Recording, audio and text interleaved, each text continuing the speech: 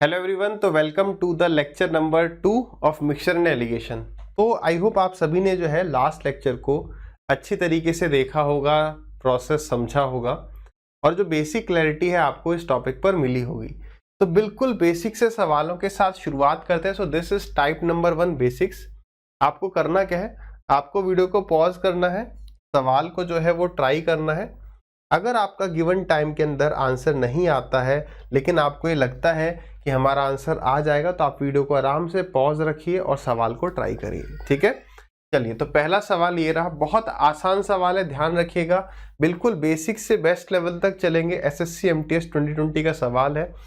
ऐसे सवाल आपको मेंस तक में भी देखने को मिल जाएंगे। मैं आपको स्टार्टिंग से बताते हुए चल रहा हूं, from the very first chapter percentage की कौन से एग्जाम में आए हमें उससे मतलब नहीं रखना है। हाँ, बस देखना है कि एसएससी में पूछा गया, आप एसएससी के एग्जाम की तैयारी कर रहे हो, बढ़िया। आप स्टेट लेवल के एग्जाम की तैयारी करो, आप उनको भी उठाओगे तो वो भी एसएससी से मिलते जुलते ही सवाल मिलेंगे, उससे बाहर कुछ नहीं आएगा। ठीक है, चलिए। तो आई होप आपने ये सवाल ट्राई कर लिया होगा। क्या कह रहा है सवाल, in what ratio should to varieties of T at 300 and 400 per kg respectively be mixed so that the mixture is worth इतने रुपए पर केजी। मतलब 300 रुपए और 400 रुपए की चाय को मिलाने पर मुझे क्या रेट चाहिए, 320। तो किस रेशियो में मिलाऊं? आप चाहें तो ये जीरो काट भी सकते हैं, कोई दिक्कत है कि मल्टीप्लाई कर दिया मैंने 1/10 से, या डिवाइड कर दिया 10 से, अभी भी आगे भी काट सकते हैं। ठीक है, 2 से और आगे कट रहा है लेकिन कोई बात नहीं है, वैल्यू छोटी है, माइनस कर देते हैं। 40 में से 32 गया, बड़े में से छोटा गया 8, बड़े में से छोटा गया 2, तो 4:1, यानी कि option number A is the correct answer. मैंने आपको पहले भी बताया, जब जो ऑप्शन है उसका अपोजिट भी दिख रहा है तो अलर्ट रहना है, कहीं ऐसा ना हो कि वो कुछ आगे पीछे कर दे। ठीक है, तो आसान सवाल था बिल्कुल। चलिए अब देखिए, मेंस 2019 में पूछा गया सवाल है। मैंने आपको पहले ही कहा है प्री मेंस, अब ये सब दिमाग से निकालना है। चाहे कोई भी एग्जाम हो, स्टेट लेवल का, एसएससी का, सभी का लेवल आज की डेट में लगभग सेम हो चुका है। क्या कह रहा है, the price of a variety of commodity. अगर आपको ये सेशंस अच्छे लग रहे हैं तो आगे जो मैं आपको इन्फॉर्मेशन बताने वाला हूँ वो आपके लिए इंपॉर्टेंट है। कई सारे स्टूडेंट से जानना चाह रहे हैं कि मैं अभी प्रेजेंटली कहाँ पढ़ा रहा हूँ या मेरे लाइव और लेटेस्ट बैच कहाँ पर चल रहे हैं। तो मैं प्रेजेंटली अड्डा 24/7 पर पढ़ा रहा हूँ, जहाँ पर अभी जो बैच चल रहा है दैट इज इंस्पेक्टर बैच 1.0। ये किन एग्जाम्स पर फोकस कर रहा होगा? एसएससी के सभी एग्जाम्स पर फोकस करेगा, क्योंकि आप ये बात जानते हैं कि सबका सिलेबस अप्रोक्सीमेटली सेम है। इवन आप इस बैच से जो है स्टेट एग्जाम्स को भी कवर कर सकते हैं। अब अगर आप इस सेशन को 6 से 7 महीने बाद देख रहे होंगे तो यहाँ पर इंस्पेक्टर बैच 2.0 स्टार्ट हो चुका होगा। जो भी लेटेस्ट बैच इस टाइम पर या उस टाइम पर चल रहा होगा उसका जो लिंक है आपको वो डिस्क्रिप्शन बॉक्स में मिल जाएगा। अर्थमेटिक एडवांस हम पढ़ा रहे होंगे। एट प्रेजेंट प्राइस इसका ये है, आगे आने वाले फ्यूचर में हो सकता है इसका प्राइस कुछ अलग हो, लेकिन मैक्सिमम डिस्काउंट के लिए जो कोड रहेगा वो यही रहेगा। इस बैच की अगर मैं हाईलाइट्स की बात करूं जो कहीं पर भी नहीं आपको मिलेगा, दैट इज मेंटरशिप या गाइडेंस। कई बार क्या होता है, आप तैयारी कर रहे होते हैं तो होता है ना यार, तैयारी ढंग से नहीं चल रही, किसी वजह से टेंशन में है, डिप्रेस्ड है या लो फील कर रहे हैं, उस वक्त आप चाहते हैं कि किसी उस बंदे से गाइडेंस ले पाए जो खुद या तो सिलेक्टेड है या जिसने अच्छा स्कोर किया हो। तो इस बैच में आप वो गाइडेंस मेरे से ले पाएंगे और ये 2 वे कम्युनिकेशन होगा। यानी यहां पर इस ऐप पर जो सेटअप है वो जूम मीटिंग से मिलता जुलता, यानी हम लाइव इंटरेक्ट कर सकते हैं, वो 2 वे कम्युनिकेशन होगा। साथ ही साथ जो टॉपर्स माइंडसेट है, जो कि एक 2 आवर्स का ऐसा सेशन है जो आपकी तैयारी में लगने वाले समय को 5 से 6 महीने बचा सकता है, वो इसमें फ्री ऑफ कॉस्ट मिलेगा। अगर आपको नहीं पता है कि यार टॉपर्स माइंडसेट क्या है तो उसका लिंक भी आपको डिस्क्रिप्शन में मिल जाएगा, एक बार देख लेना। इस 7 रुपीज पर केजी और दूसरे का है 12। तो बताइए किस रेशियो में मिलाएं कि प्राइस 10 हो जाए। बस अलर्टली करना है, हड़बड़ी में कोई गड़बड़ी नहीं कर देनी है। तो बड़े में से छोटा माइनस कर दिया 3, बड़े में से छोटा माइनस कर दिया 2, तो 2:3, यानी option number C is the correct answer. अब कल को ये सवाल आ गया कि बताइए 7 और 12 को किस रेशियो में मिलाया जाए कि 15 प्राइस हो जाए। ठीक है, तो हड़बड़ी में क्या गलती हो सकती है? तो यहां पर आ गया 8, यहां पर आ गया 3, हम 3:8 टिक करके आ सकते हैं, लेकिन ये बिल्कुल गलत है। नन ऑफ दीज, ये कांट बी डिटरमाइंड इसका आंसर होगा। क्यों? क्योंकि बीच वाली वैल्यू कभी भी दोनों से बड़ी या दोनों से छोटी नहीं हो सकती है। क्लियर है? बात कर चुके हैं हम ऑलरेडी स्टार्टिंग में भी। नेक्स्ट क्वेश्चन, अब देखो ये सवाल टीयर 1 2016 में आया है, एक बार आप ट्राई करिए।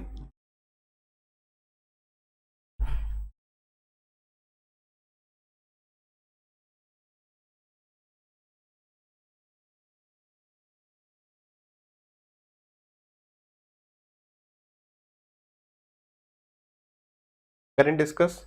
देखिए, दिस इज द रीजन मैं हमेशा आपसे कहता हूं कि बेसिक्स पर फोकस करिए। काफी सारे स्टूडेंट्स होंगे जिसकी लैंग्वेज में अटक गए होंगे कि यार ये सवाल कहना क्या चाह रहा है। अगर आपका आंसर नहीं आया, आप आराम से वीडियो को पॉज करके फिर से इस लैंग्वेज को पढ़िए। सारा खेल लैंग्वेज का है। अब ये मेंस में नहीं, प्री में आया हुआ है। प्री मेंस निकाल देना है दिमाग से। जितनी बार कह रहा हूं उतनी बार इस बात को क्लिक करिए कि प्री मेंस नहीं देखना है, हमें सवाल देखना है। सवाल किसी भी एग्जाम में बढ़िया आ सकता है। अब इस सवाल में आप कैसे अटक गए देखिए। Correct, two varieties of sugar are mixed together in a certain ratio. The cost of the mixture per kg is 0.5 less than that of the superior and 0.75 more than the inferior variety. The ratio in which the superior and inferior varieties of sugar are mixed करके पूरा सवाल होगा। किस ratio मिला है? Superior मतलब बढ़िया quality, inferior मतलब थोड़ी सी खराब क्वालिटी। ठीक है, इसका रेशियो में बता देना है जो हमने चीनी मिलाई है। तो the cost of the mixture, जो मिक्सचर का कॉस्ट है, लेट अस सपोज वो x है। ठीक है, तो ये जो x है ये 0.5 कम है किससे? सुपीरियर क्वालिटी से, यानी ये रहा होगा x प्लस 0.5, और ये जो है अधिक है कितना? 0.75 इंफीरियर क्वालिटी से, तो ये x माइनस 0.75 हो गया। अब आप में से किसी ने यहाँ पर x लिखा होगा, यहाँ x प्लस 7.5, x प्लस 0.75 और यहाँ पर लिख दिया होगा 0.75 प्लस 0.5 यानी कि 1.25। बात समझ में आ रही है? इसमें 0.75 बढ़ा दिया, इसमें भी बढ़ा दिया, इसमें भी बढ़ा दिया, कोई दिक्कत नहीं है। आपने इसको x माना तो ये इससे 0.75 बढ़ा और इससे ये 0.5 बढ़ा। ठीक है, सब में 0.75 बढ़ा दिया तो भी दिक्कत नहीं। मेन बात यहाँ पर ये थी कि हम करते क्या है, सुपीरियर और एवरेज प्राइस का डिफरेंस यहां पर आता है। तो उसने ये डिफरेंस ऑलरेडी बता रखा है, the cost of the mixture पर केजी इज इतने लेस देन सुपीरियर। तो इनका डिफरेंस, हमें ये सब लिखना भी ना पड़ता, लेकिन एग्जाम में सीधे क्लिक नहीं करता है, तो हमने ये लिखा फिर बड़ा माइनस छोटा, एक्स से तो एक्स कट गया। इसी प्रकार से उसने इसका डिफरेंस बता रखा था 0.75, तो हमें इसका अनुपात चाहिए, रेशियो चाहिए। तो ये 0.75, ये 0.50 कह सकते हो, इसे 75 और 50 कह सकते हो। तो ये रेशियो 3 और 2 आ गया। मैंने देखा कि 2 3 भी है ऑप्शन में, 3 2 भी है, तो मैंने एक बार देख लिया, क्योंकि एग्जामिनर क्या कर सकता था, वो कह दे सकता था the ratio in which the inferior पहले कह दे और सुपीरियर बाद में कह दे। ऐसी भी गलती एग्जामिनर कराने से बाज नहीं आता है, करवाता है ऑप्शंस देख लेने। ठीक है, कहीं ऐसा ना हो कि हम सब सही निकाल के गलती कर जाएं। तो कितना होगा? सुपीरियर पहले इन्फीरियर बाद में, तो 3 2। अगर इन्फीरियर पहले सुपीरियर बाद में होता है, ऐसे गलती हो जाती, उसमें भी 3 2 टिक कर देते, बट करना क्या होता है 2 3। इस सवाल का करेक्ट आंसर है 3:2। क्लियर है? बिल्कुल बेसिक था, बढ़िया था। चलिए नेक्स्ट सवाल पर बढ़ते हैं।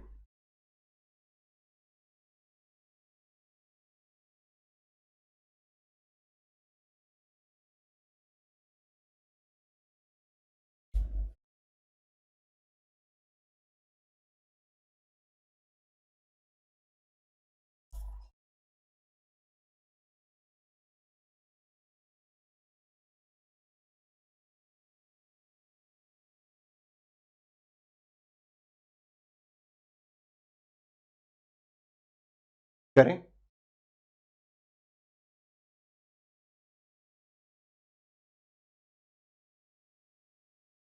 देखिए नहीं होता है तो पॉज करके ट्राई करते रहिएगा। The average monthly salary of all the employees in a factory is 8840। तो यहां पर क्या दिया है? एवरेज दिया। किसका? सभी का। तो एक बात समझो, सभी एम्प्लॉयज का एवरेज आपको एक तरफ दे दिया। ठीक है, if the average salary of all the officers, तो एक आपको एवरेज दे दिया ऑफिसर्स का, and that of the remaining, और एक दे दिया रिमेनिंग का।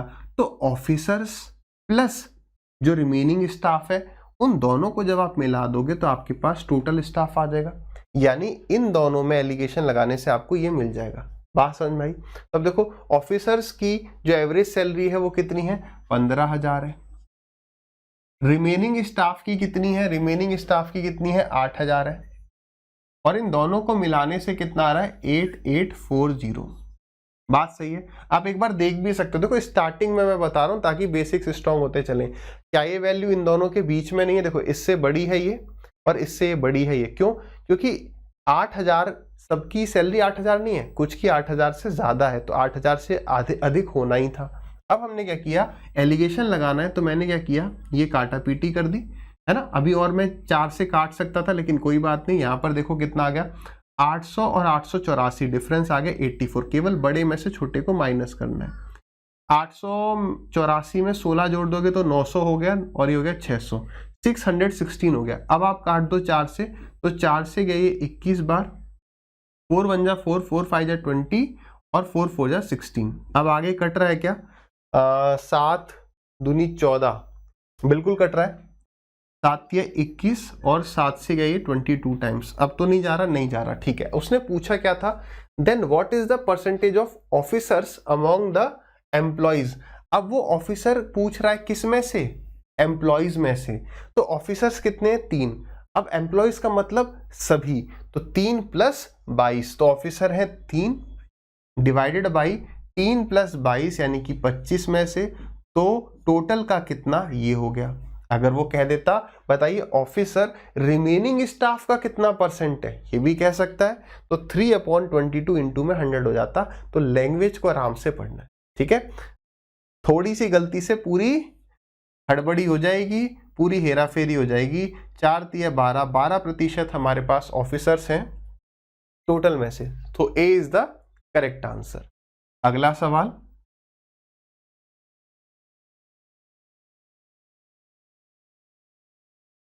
दो बार एपोस्ट्रोफी एस नहीं आएगा।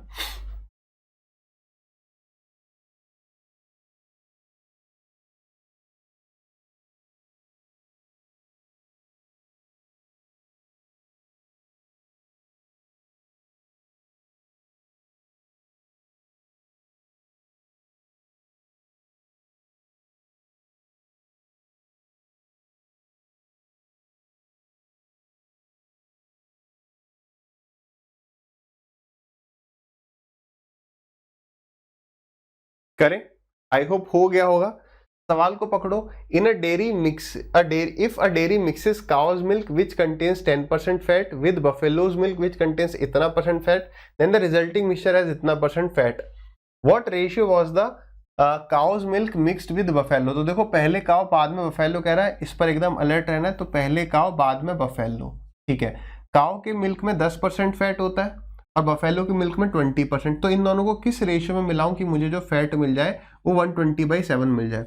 अब देखो, क्या हम सभी नंबर्स को सेम नंबर से काटा पीटी या मल्टीप्लाई डिवाइड या मल्टीप्लाई कर सकते हैं? The answer is yes. तो सबसे पहले तो मैंने सबको 7 से मल्टीप्लाई कर दिया, सब में से मैंने 0 हटा दिया। कर सकता हूं 10 से डिवाइड कर दिया सबको, फिर सबको 7 से मल्टीप्लाई कर दिया। जरा देखिएगा, जो भी स्टूडेंट माइनस कर रहे थे, ये वाला तरीका कितना आसान हो गया। अब 7 यहाँ पर है, 12 यहाँ पर है, तो 7 और 12 का डिफरेंस कितना हो गया, 5। यहाँ पर हो गया 7 2 जा 14, 14 और 12 का डिफरेंस हो गया 2। केवल अंतर देख रहे होते हैं, बड़ा माइनस छोटा, यानी 2:5। एग्जामिनर ने एक ऑप्शन नहीं दिया, that is 5:2। So A is the correct answer, ठीक है। अगला सवाल देख पा रहे हैं ना, मेंस के सवाल भी इजी है। रीजन क्या है इसका, क्योंकि हमने बेसिक्स पर अच्छा खासा समय इन्वेस्ट किया है। इस सवाल को ट्राई करिए, आंसर बताएंगे।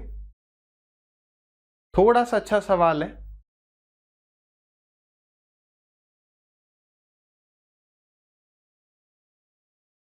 बस जैसे कह रहा है वैसे करते चलिए।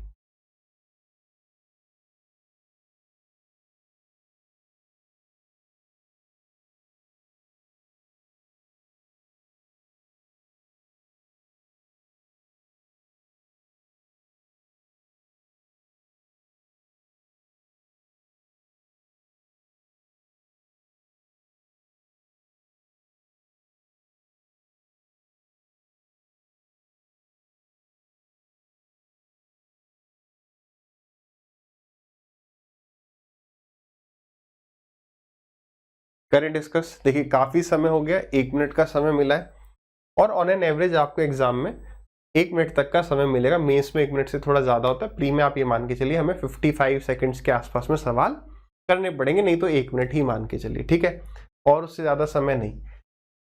आप में से किसी का आंसर नहीं आता है, लग रहा है आंसर आ सकता है, तो ट्राई अवश्य करते रहिए। क्या कह रहे हैं यहाँ पर, कह रहे the number of students in section A and section B of a class are 40 and 52, ठीक है।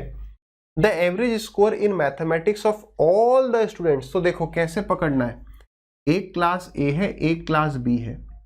इस क्लास में जो बच्चे हैं ना, उनका अनुपात दे दिया है 40 और 52, बेसिकली ये रेशियो नहीं है, उसने हमें एग्जैक्ट वैल्यू दे दी, तो मैं काटा पीटी कर लूंगा जितना कट रहा है। तो 4 से गया ये 10 बार और 4 से गया ये 13 बार, रेशियो मिल गया। उसने कहा है कि पूरा ए और बी दोनों सेक्शन को अगर मैं मिला दूं तो जो एवरेज आ रही है वो कितनी है, 75। तो यहां पर आ गया ये 75। आगे कह रहा है if the average score of the students in A is 20% more than that of student B, तो एवरेज जो है ना, इधर पर जो भी एवरेज है वो इसके एवरेज से 20% अधिक है। अब 20% का मतलब क्या होता है, 1/5, यानी यहां पर अगर बच्चों के मार्क्स 5x आए हैं तो यहां कितने आए होंगे, 6x। अब कोई बालक पीछे से कह रहा है कि सर मैं यहाँ पर 100x मान लूं, यहाँ पर 120x मान लूं, सही है, लेकिन मेरे भाई एक बात याद रखना, आप गलती से भी यहाँ पर केवल 100 और 120 नहीं मान सकते, आपको x लिखना ही पड़ेगा। क्यों, क्योंकि ये 100 और 120 एग्जैक्ट वैल्यू नहीं है, ये रेशियो है ना, क्योंकि 100 और 120 को मिलाने से थोड़ी 75 आने वाला है, बात पकड़ रहे हैं ना, ठीक है। आगे बढ़ते हैं। अब यहां पर आप इस सवाल को आगे किस किस तरीके से सॉल्व कर सकते हैं, तो एक तो अपना बेसिक तरीका है कि 6x इंटू में 10 प्लस 5x इंटू में 13 divided by 10 plus 13 is equal to 75, that is average वाला तरीका। बात क्लियर है सभी को। पहला तरीका क्या है, 6x इंटू में 10, तो ये हो गया आपका 60x प्लस 13 पंजे 65x डिवाइडेड बाई 10 प्लस 13 यानी कि 23 इज इक्वल टू आ गया 75, ठीक है। यहां पर देखो सम आ रहा है 125x आ रहा है ना, तो हो गया 125x बराबर 75 इंटू में 23। अच्छा, वैल्यू किसकी पूछ रहा है, बताओ, एवरेज स्कोर बी क्लास के बच्चों का, यानी इसका बता देना 5x की वैल्यू। तो या तो आप यहां पर x की वैल्यू निकाल लो, फिर 5 से मल्टीप्लाई कर लो, नहीं तो देखो 25 से गया ये 5 बार और 25 से गया ये 3 बार, तो सीधे 5x की वैल्यू कितनी आ गई, 69। एक तरीका तो हो गया हमारा ये। बात क्लियर है। अब क्या वेटेड एवरेज का कंसेप्ट लग सकता है, बिल्कुल लगेगा।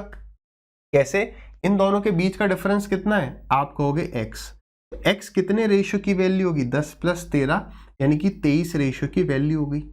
अब आप देखो छोटी वैल्यू कहां पर है, ये रही, तो इसके अपोजिट कितना है, 10, तो 10 रेशियो की वैल्यू बता दो, तो 10 रेशियो की वैल्यू होगी इतना, 10x अपॉन 23, उसमें ये जोड़ दो 5x, तो ये जो है ये वैल्यू किसके बराबर आ जाएगी, ये बीच वाली वैल्यू के बराबर आ जाएगी 75, आना वही है।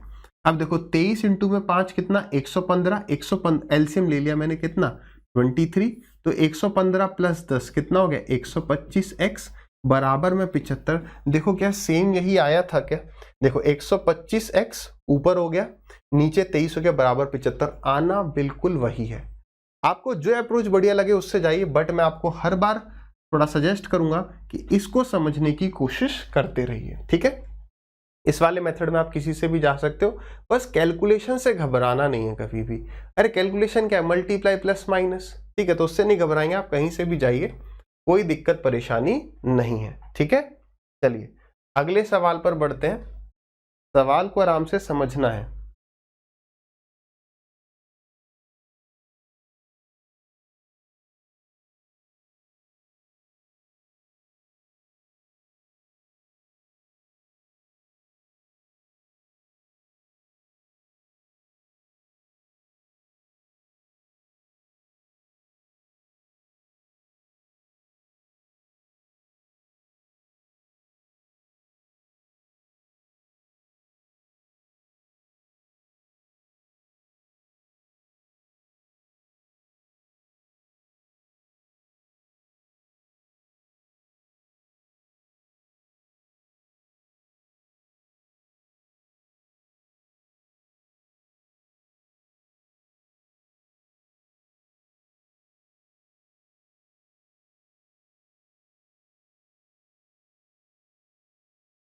करें डिस्कस। देखिए आई थिंक ये काफी सारे स्टूडेंट्स कर पाए होंगे क्योंकि बिल्कुल सिमिलर है पिछले वाले सवाल की तरह। क्या कह रहा है, the number of students in a class is 75। ठीक है, मुझे पता चल गया एक क्लास में 75 बच्चे हैं, जिसमें से कि out of which 33 1/3% are boys and the rest are girls. ठीक है, और जैसे ही देखो एवरेज वाली बात आ जाएगी ना, आपको कैसे पता चलेगा कि एलिगेशन लगाना है। यहाँ पर एवरेज आ गया, एलिगेशन, उसमें भी आपको दो ग्रुप दिखने लग जाए, लड़के अलग लड़कियां अलग, मेल अलग फीमेल अलग। जहां दो ग्रुप दिख गए और एवरेज वर्ड दिख गया, पक्का एलिगेशन होगा। और समझो, कभी भी दो चीज मिल रही है, ऐड हो रही है और फिर कोई तीसरी चीज बन रही है तो एलिगेशन लगेगा ही लगेगा। क्वांटिटी दे दी तो और लगेगा। इस सवाल में ना इसकी हमें अभी कोई आवश्यकता वैसे है नहीं। उसने कहा है कि इन 75 में से, क्योंकि मुझे एग्जैक्ट वैल्यू नहीं चाहिए, मुझे केवल रेशियो चाहिए जो मुझे यहां से मिल जाएगा। कह रहे आउट ऑफ विच इतने परसेंट आर बॉयज, तो लड़के कितने, 33 1/3, यानी कि 33 1/3%, यानी एक लड़का है 3 में से। 33 1/3 मतलब 1/3, एक लड़का है 3 में से, तो लड़कियां कितनी हो गई, दो, खत्म।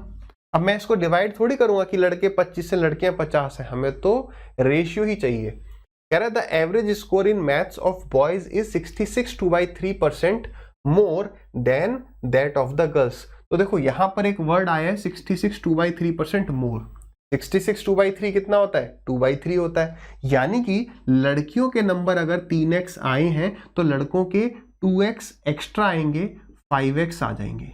ध्यान देना, एग्जामिनर ने यहां पर मोर वर्ड का इस्तेमाल इसलिए किया है कि बच्चे यहां पर 2x लिख जाएं। अगर ये मोर वर्ड का इस्तेमाल नहीं होता, अगर वो कहता 66 2/3% ऑफ द गर्ल्स, तो यहां 3x यहां 2x, मोर आ गया तो इससे 2x अधिक। क्लियर है। आगे कह रहा है if the average score of all the students is 66, तो सभी का मतलब इन दोनों को मिलाने पर बॉयज प्लस गर्ल्स एवरेज 66, तो बताना क्या है, then the average score of the girls, तो मुझे 3x की वैल्यू बता देनी है। कैसे कर सकते हो, एक तरीका है 5x इंटू में 1 तो 5x प्लस 3x इंटू में 2 6x, 6 और 5 11, तो 11x divided by 2 + 1 3 is equal to 66। तो 66 इंटू में ये 3 यहां पहुंच गया, 11 से जा रहे हैं 6 बार, x की वैल्यू आ गई 6 × 18, 3x की वैल्यू बतानी है तो 54 आ गई, खत्म है ना।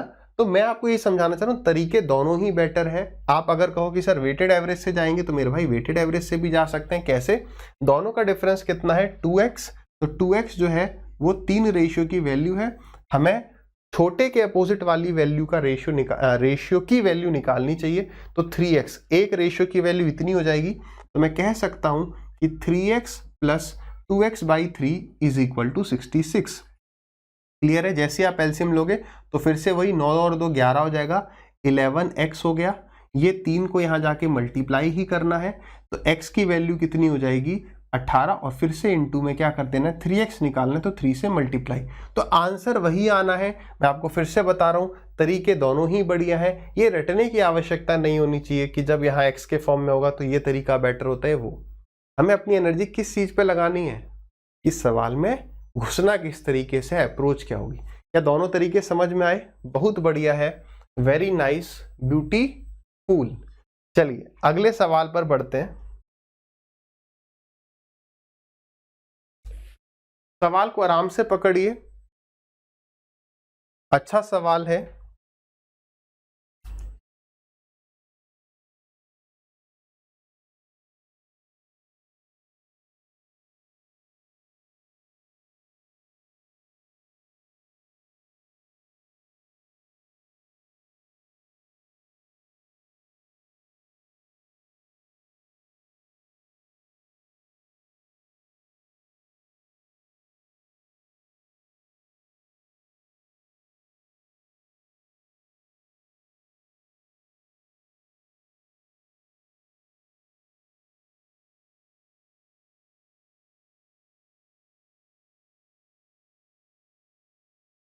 करें discuss.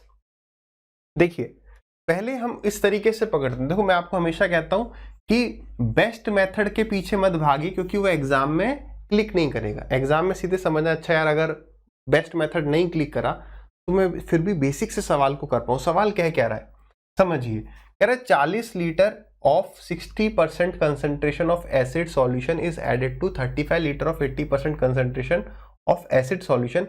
What is the concentration of acid in the new solution? तो हमने इसको और इसको मिला दिया। अब जो नया मिश्रण बना उसमें जो एसिड होगा वो कितने परसेंट होगा, तो हम सीधे बता सकते हैं। देखो अगर मैं ये 40 लीटर है वो 35 लीटर, मैं कह रहा हूं कितना भी क्यों ना हो, ये 40 हो वो 400 क्यों ना हो, हमारा जो आंसर होगा वो इन दोनों के बीच में ही होगा। भाई 60% पहले में एसिड है, दूसरे में 80% है, तो जो नया मिश्रण बनेगा वो 60 से 80 के बीच में होगा। तो यहाँ पर मैं ये नहीं कह रहा हूँ कि ऑप्शन से हम कर पाएंगे, ये एक बेसिक सी बात है जो हम स्टार्टिंग से समझते हुए आए हैं कि प्राइस जो है वो इन दोनों के बीच में लाई करेगा ही करेगा। ठीक है, अब पहला तरीका क्या है, हम ये देखें कि एसिड पहले में कितना है, पहले में एसिड कितना है, तो आप कहोगे 40 का, हम एसिड निकालें कितना है, 40 का 60% एसिड है, और दूसरे केस में 35 का 80% एसिड है। ये आ गया टोटल एसिड। एसिड कितने परसेंट है, इतना एसिड कितने में है, तो 40 प्लस 35 यानी 75 में है, तो 100 में कितना आ गया, 25 से गया ये 4 बार और 25 से गया ये 3 बार। ठीक है, 2 जीरो से ये 2 जीरो चले गए, 0 से ये 0 गया, 2 से गया ये 4 बार, 2 से गया ये 5 बार, 5 से गया ये 7 बार, तो 7 चौक 28, तो ऊपर ये हो गया और 24 ये हो गया, तो 28 प्लस 24 यानी कि 52 इंटू में 4 डिवाइडेड बाई, सही करें ना, 28 और 24, ठीक है, डिवाइडेड बाई 3, तो कितना आ रहा है, 4 2 जा 8, 5 4 जा 20, तो 208 डिवाइडेड बाई 3, 3 6 जा 18 एंड 3 9 जा 27, 1/3, तो 69 1/3% will be the correct answer, यानी ऑप्शन नंबर सी जो है ये सवाल का बिल्कुल सही सटीक उत्तर है। क्लियर हो गया एक तरीका, बिल्कुल। अब आ जाइए, अब हम यहाँ पर एलिगेशन लगाते हैं। क्यों एलिगेशन इसलिए लगेगा क्योंकि जब आप 40 लीटर 60% कंसंट्रेशन लोगे, 35 लीटर 80% कंसंट्रेशन लोगे, तो जो एसिड है वो दोनों के बीच में ही रहना, आप दोनों को मिक्स कर रहे हो, पूरी क्वांटिटी मिक्स कर रहे हो। ऐसा नहीं है कि इसमें से कुछ कम लिया उसमें से कुछ कम, आपके पास क्वांटिटी का रेशियो है, पहले में कितना कंसंट्रेशन है दूसरे में कितना कंसंट्रेशन है आपको पता है। तो अब आ जाइए वे टू। दूसरा मेथड क्या है, आप सीधे देखो कि पहले में 60% एसिड है, दूसरे में 80% एसिड है, तो दोनों को मिलाने पर कितना एसिड होगा, किस रेशियो में मिला रहे हैं, 40 और 35, 5 से काट देंगे, 5 8 जा 40 और 5 7 जा 35, खत्म। अब बीच की वैल्यू आप अपने तरीके से निकाल लो। अब आप देखो आपको कौन सा मेथड सूट कर रहा है, ये इंटू ये प्लस ये इंटू ये डिवाइडेड बाई ये प्लस ये। ठीक है, मैंने कहा है कि आपको स्विच करना चाहिए किस पर, इन दोनों का डिफरेंस कितना है 20, ये कितने रेशियो की वैल्यू है 7 + 8 यानी कि 15 की है। कितने की वैल्यू निकालनी चाहिए, छोटे के अपोजिट, तो 7 रेशियो की आपने वैल्यू निकाल ली, यानी x जो है वो 60 से 7 रेशियो की जो वैल्यू आएगी उतना बड़ा होगा, यानी आंसर होगा 60 प्लस दिस। बात क्लियर है। 5 से गया ये 3 बार और 5 से गया ये 4 बार, कितना हो गया 28/3। आप इसी पर फोकस करिए। 28 डिवाइडेड बाई 3 कितना होता है, 9 सही 1/3, तो 60 प्लस 9 सही 1/3, क्या ये नहीं होगा, होगा ना। अब बताओ एक बार कमेंट करके, ये लाइव क्लास है नहीं पर फिर भी आप अंदर से बोलो, क्या और कंसेप्ट की क्लैरिटी चाहते हो? अगर चाहते हैं तो इधर आइए, बस केवल और केवल कंसेप्ट की क्लैरिटी के लिए हम ये बात कर रहे हैं, ऐसे बिल्कुल भी करना नहीं है। लेकिन ऐसा भी हो सकता था ना, वो यहां पर पूछ लेता what is the concentration of water, मतलब जैसे मैं कह दूं शुगर सॉल्यूशन है, तो शुगर सॉल्यूशन या चीनी का घोल, अब शुगर का जो सॉल्यूशन बनेगा वो पानी में बनेगा, तो उसमें वो शुगर पूछ सकता था शुगर की कंसंट्रेशन कितनी होगी, शुगर ना पूछ के अगर वाटर पूछता तो, यानी कि हम यहां पर ऐसा भी कर सकते हैं कि वाटर कितना परसेंटेज है, मतलब कह रहा है कि 60% जो है वो एसिड है, तो 40% हम मान लेते हैं वो वाटर है या कुछ और भी दूसरा द्रव्य है, लिक्विड है। हम वाटर निकालने वो इतना परसेंट है तो 100 में से माइनस करके आ जाएगा। या फिर अगर वो सीधे वाटर पूछ लेता या दूसरा जो लिक्विड है वो पूछ लेता तो हमें ऐसे जा सकते थे, कैसे देखो 60% जो है वो हमारे पास एसिड था, तो 40% वो दूसरा लिक्विड होगा, 80% हमारा एसिड था तो 20% दूसरा लिक्विड होगा। अब इनको मिला दो आप किस रेशियो में, वही 40 और 35, यानी 8 5 जा 40, सॉरी 5 से काटना था, 5 8 जा 40 एंड 5 7 जा 35। सिमिलरली दोनों का डिफरेंस कितना है, 20 है। 20 कितने रेशियो की वैल्यू है, 15 है। छोटी वैल्यू ये है तो 8 की वैल्यू निकाल लेते हैं और 20 में ऐड कर देंगे तो बीच वाली वैल्यू, इसकी वैल्यू जितनी भी है 20 में ऐड कर देंगे तो बीच वाली वैल्यू आ जाएगी। तो ये आ गया आपका कितना, 5 से गया ये 4 बार, 5 से गया ये 3 बार, 4 8 जा 32 डिवाइडेड बाई 3, तो कितना आ गया 10 2/3। तो हम कह सकते हैं वो जो दूसरा लिक्विड है ना वो बेसिकली कितना है 32/3%। बात समझ में आई। अब यहां से भी मैं जा सकता हूं, अब अगर वो मेरे से वाटर पूछता है, दूसरा लिक्विड पूछता तो मैं ऐसे चले जाता, एसिड पूछा तो मैं एसिड से गया। बेटर क्या है, एसिड पूछ रहा है एसिड से जाओ, वाटर पूछ रहा है वाटर से जाओ। बट यहां से आप क्रॉस चेक कर सकते हो। जैसे अगर एसिड आप देखना चाहो 100 में से 32/3% वाटर हो गया, तो एसिड कितना 100 माइनस कर दो इसमें से, तो कितना आ जाएगा 69 1/3 आ जाएगा ना। आपने इसे 31 मान लिया तो 69 और 1/3 एक्स्ट्रा माना था तो वो यहां आ गया। क्लियर है, मजा आ रहा है। तो आप कुछ कर तो नहीं सकते मगर बोल दो हाँ सर मजा आ रहा है? थोड़ा बहुत अपने दोस्तों के साथ शेयर करिएगा हमारे YouTube चैनल को, है ना। YouTube चैनल का नाम वही है जो इस ऐप का नाम है? सबका नाम हमने दीक्षित सर डाल रखा है। चलो आपको ना बीच बीच में थोड़ी सी कभी कहानियां भी बताएंगे। आप पहले इस सवाल को ट्राई करिए, फिर मैं आपको बताऊंगा कि मैंने YouTube channel, Telegram channel, app सबका नाम दीक्षित सर क्यों रखा।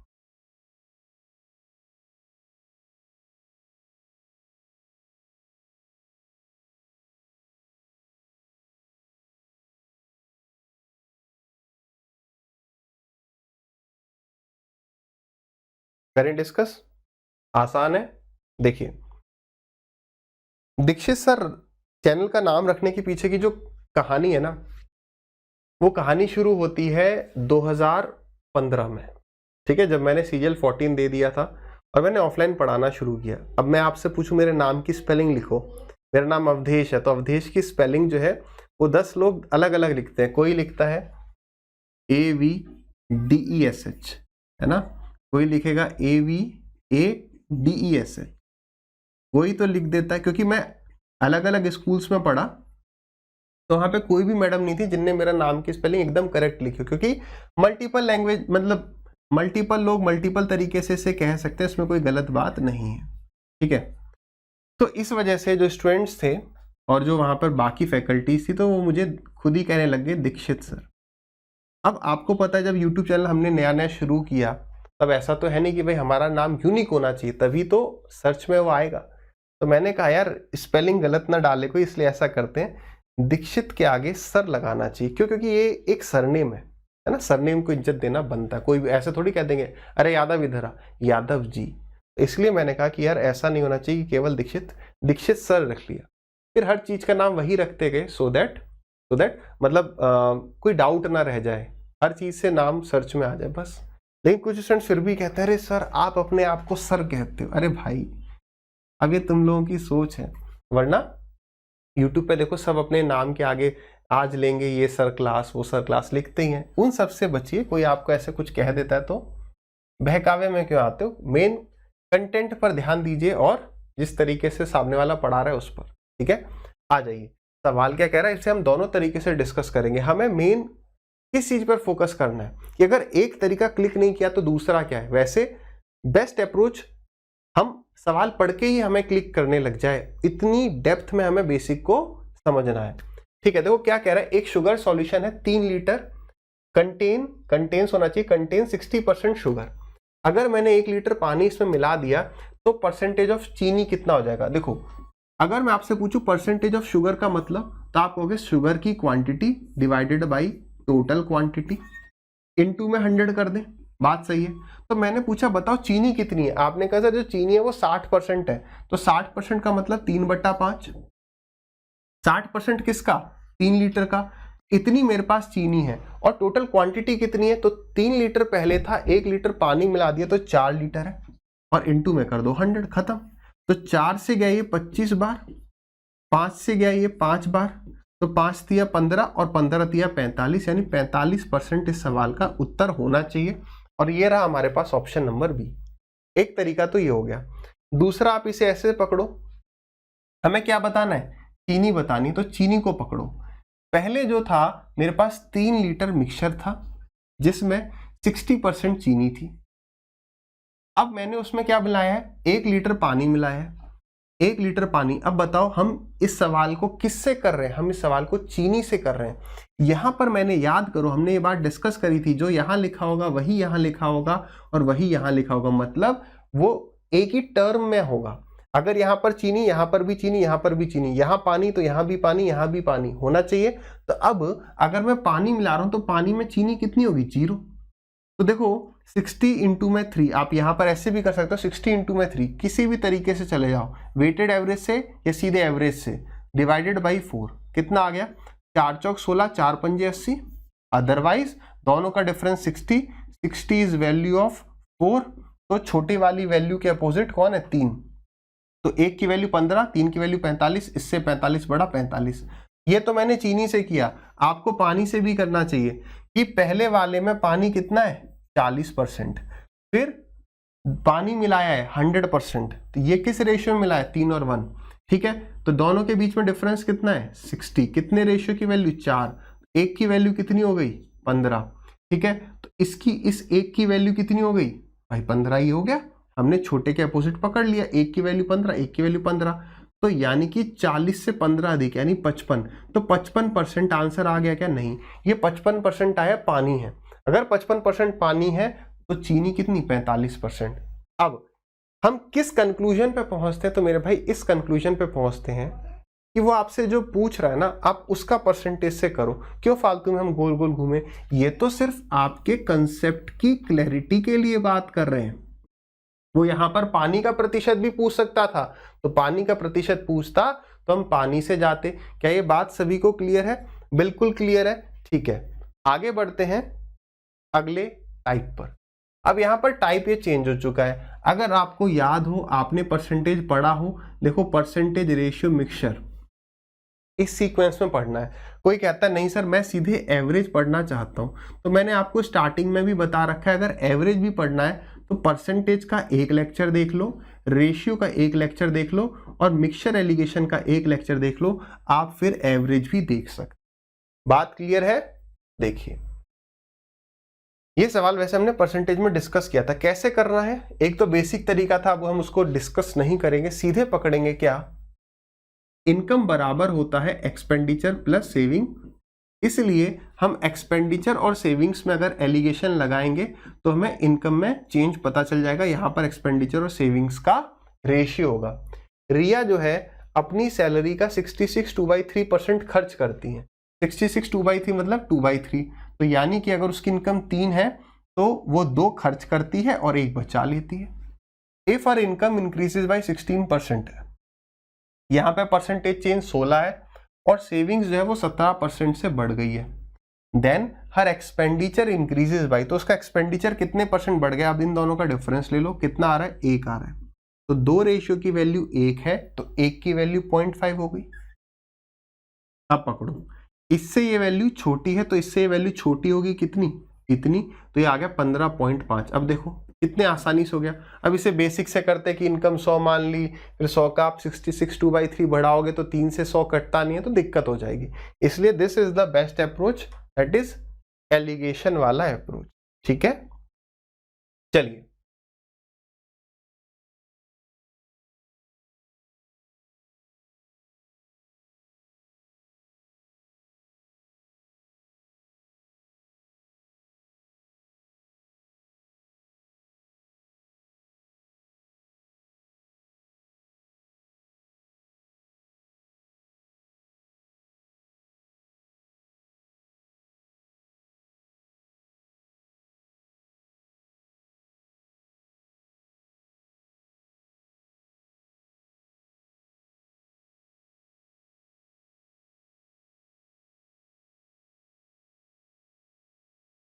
करें डिस्कस। जिनका नहीं हो रहा है वो वीडियो को पॉज करके ट्राई करते रहेंगे, ठीक है।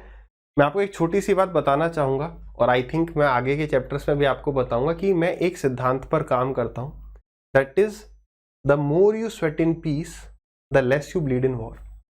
मैं क्यों एक ही चीज़ को बहुत डिटेल में समझा रहा हूँ, क्योंकि मुझे पता है अगर आपको टॉपर बनना है, आपको सिलेक्शन लेना है तो बहुत मेहनत करनी पड़ेगी, बेसिक्स आपके एकदम खून में समा जाना चाहिए। तो ऐसा मत समझना कि यार इस एक सवाल पर हम इतना समय क्यों देते हैं, ताकि एक सवाल पर अभी कितना भी समय दे सकते हो, लेकिन एग्जाम में एक एक सेकंड की कीमत है, ताकि वहां पर हम समय बचा सकें, इसलिए यहां पर मेहनत कर रहे हैं, ठीक है। The more you set in peace, अभी आराम है, मेहनत कर सकते हैं, समय इन्वेस्ट कर सकते हैं, लेकिन एग्जाम में समय बचाना है, ठीक है भाई।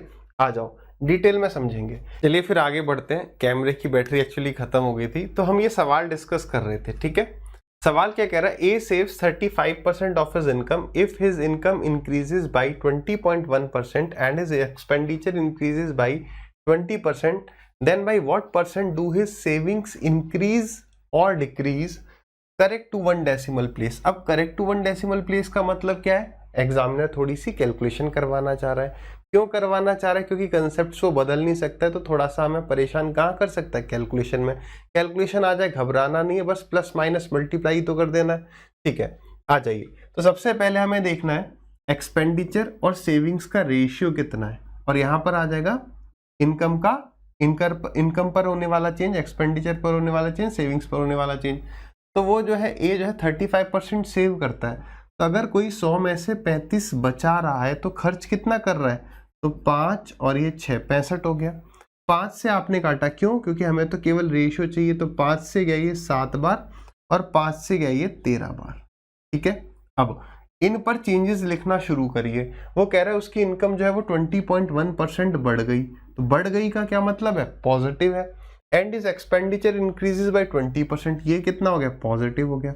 अब जरा यहाँ पर रुकिए, अगर मैं आपसे पूछूं कि सेविंग्स इंक्रीज होगी या डिक्रीज होगी, तो आप तुरंत ये बताएंगे, देखो इससे ये वैल्यू बड़ी है तो पक्की बात है इससे ये वैल्यू बड़ी होगी।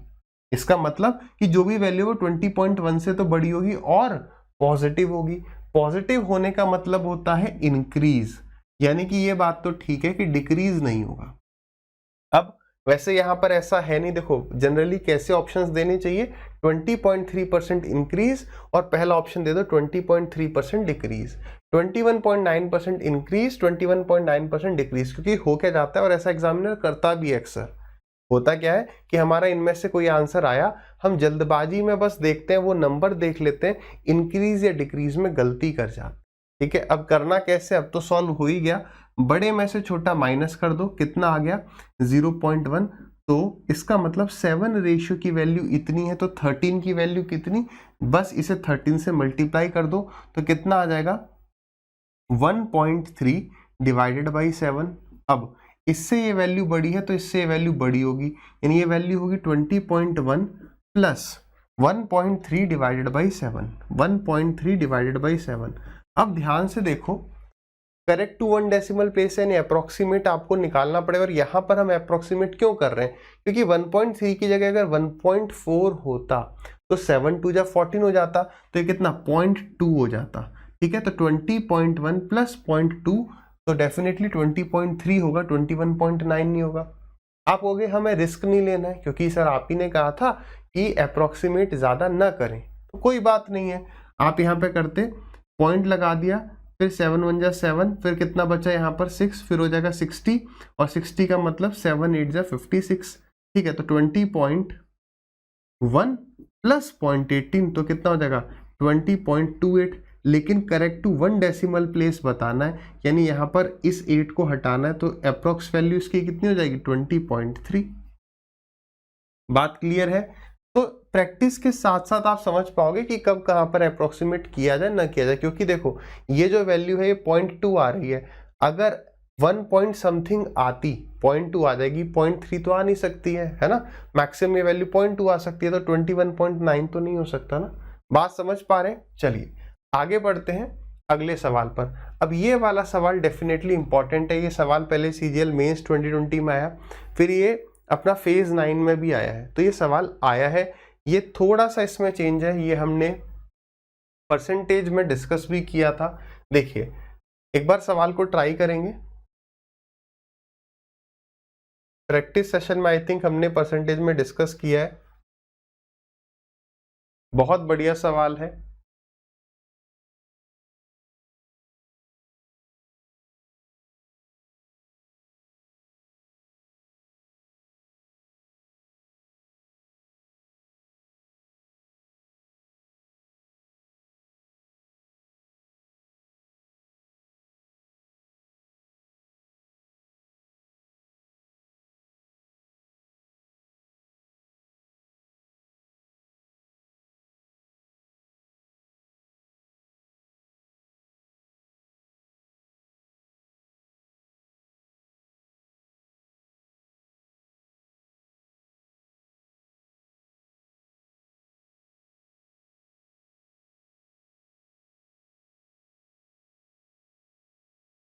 चलिए डिस्कस करें।